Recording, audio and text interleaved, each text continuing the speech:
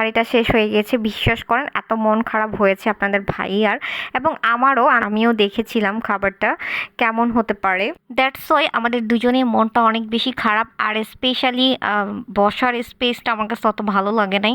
উপরেও অনেক বেশি রাশ ছিল, চারদিকে মানুষের রাশ দিয়ে ভরা এমন একটা অবস্থা। আর মানুষ খাবারের জন্য এত মানে আসছে এবং দাঁড়িয়ে আছে লাইন মানে দেওয়ার মতো অবস্থা। তারপর কি অবস্থা, আমরা টোকেন নিয়ে ফেলেছি, আমরা এখন এখানে খাবো। বাট আসলে যেইটা মূলত খেতে আসছি সেটা না খেতে পারে আমাদের দুজনের আসলে মন মেজাজটা একদমই ভালো লাগতেছিল না কোনো কিছুই।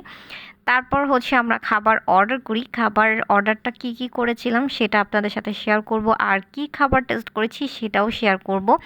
তার মধ্যে হচ্ছে খাবার আমরা অর্ডার করে ফেলি এর মধ্যেই, আর এর মধ্যে আমরা সুন্দর সুন্দর কিছু ক্লিপস নিতেছিলাম। মন খারাপ অবস্থায় আপনাদের ভাইয়া বলতেছে আজকে আমি কোনো ক্লিপসই নেব না। আমি বলতেছি না না নিতে হবে, একটু নাও।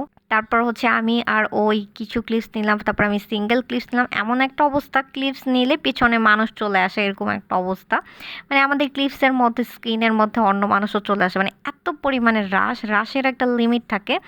তারপরে ইতিমধ্যে আমরা একদম দুজন খাবারের জন্য ওয়েট করতেছিলাম, আর এখন একটু পরেই আমাদের খাবারটা চলে আসবে। আর খাবারটা চলে আসার পর হচ্ছে, আর আমি আমাকে একদম দেখতেছিলাম আমার মেকআপ টেকআপ ঠিক আছে কিনা, বিকজ অনেকটা ক্ষণ পরেই আমি আমাকে দেখতেছিলাম সব কিছুই ঠিকঠাক আছে, যদিও আমার মেকআপ কিছুই নড়ে না, কোনো কিছুই নষ্ট হয় না। আর আমি রেগুলার মেকআপ করি না, আমি সানস্ক্রিন দিয়ে আমার ফেসটাকে একদম বেয়ার ফেসটাকে সুন্দর করে ব্লেন্ড করে ফেলি।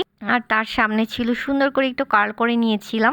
আর গেট রেডি অনেকেই চায়, আমার আসলে দেওয়ার সময় হচ্ছে না। আর আমি একটা সুন্দর আউটফিট পরেছিলাম, একটা স্যুট মাফলার আর সুন্দর একটা জিন্সের প্যান্ট। এই আউটফিটটা পরে তারপর আপনাদের ভাইয়ার সাথে চলে আসলাম এই পেশওয়ারিতে। আর এই পেশওয়ারিতে হচ্ছে এসে তো আমরা কখনো আশা করি নাই যে এই বিষয়টা এরকম হবে, যে খাবার শেষ হয়ে যাবে এরকম কোনো বিষয় থাকবে, অথবা মানে প্লেসটা মানে আমার কাছে ভালো লাগে নাই। মানুষ এত বেশি রাশ, সেই তুলনায় স্পেস অনেক ছোট। উপরে আমি বসতে চেয়েছিলাম, বাট আমরা দুজন বিধায় উপরে ওরকম সিট খালি ছিল না। তো সব মিলিয়ে ছিলে আমরা দুজনেই খুবই সুন্দর সুন্দর বসে গল্প করতেছিলাম আর ক্লিপস নিতেছিলাম আর মানুষের কথা শুনতেছিলাম, অনেকেই আসছে। সো এর মধ্যেই আমাদের চলে আসলো প্লেন তন্দুরি রুটি, আর হচ্ছিল মাখন মোরগ। মাখন মোরগটা ছিল একদম মাখনে ভরপুর, দেখতে পারবেন চামিচের উপরে অয়েলের সাথে সাথে প্রচুর মাখন। আর এটার টেস্টটা কেমন হবে খাওয়ার পরে আমি বুঝতে পারবো। তো আগে একটু খাবারের দেখাচ্ছিলাম মানে ক্লিপস নিয়ে। তারপর এখন প্রথমেই হচ্ছে আপনাদের ভাইয়া টেস্ট করবে, আমার খাবার এখনও আসে নাই, ওরটা আগে আসছে।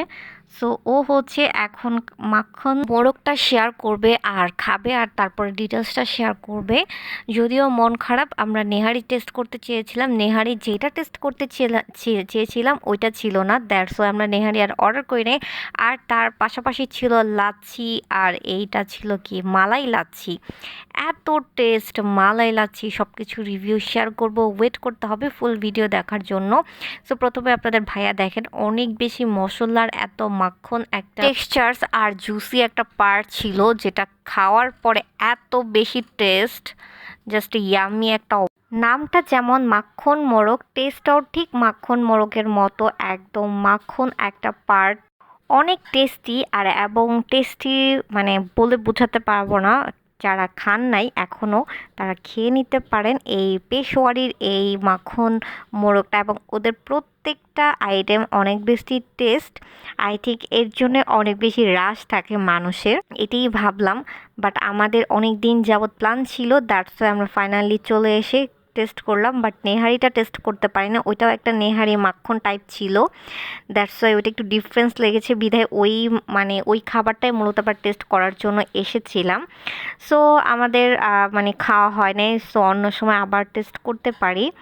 সো এই খাবারটা আমাদের কাছে খুবই ডিফারেন্স লেগেছে স্পেশালি। আর এটা ছিল ও মাই গড, জাস্ট লাচ্ছি ছিল একটা পুরা মালাই লাচ্ছি, এত টেস্ট যা বলার বাহিরে। এখন হচ্ছে আমি টেস্ট করতেছিলাম, মানে অনলি একটা চিকেন মুখে দিতেছিলাম একটা বাইট, আর অনলি হচ্ছে এখানে একদম লাচ্ছিটা জাস্ট হচ্ছে মাখন এবং মালাই দিয়ে ভরা, একটা মিষ্টি মালাই থাকবে লাচ্ছির মধ্যে। আর লিকুইড পার্টটা হচ্ছে এত ঘন, এত ঘন, মানে অনেক মানে টেস্ট, মানে রসমালাই খাচ্ছিলাম এরকমটাই মনে হতেছিল।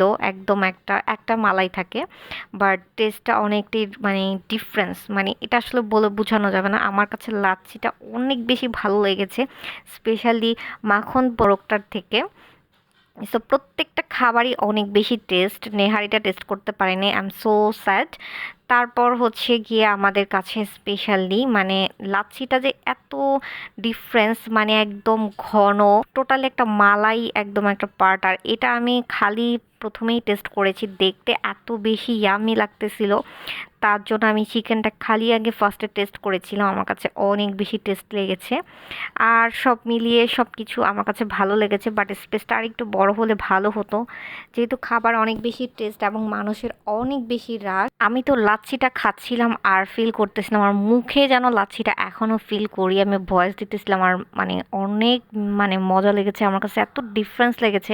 মানে আমার লাইফে ফার্স্ট লাচ্ছি টেস্ট, মানে এটা হচ্ছিল বেস্ট ছিল।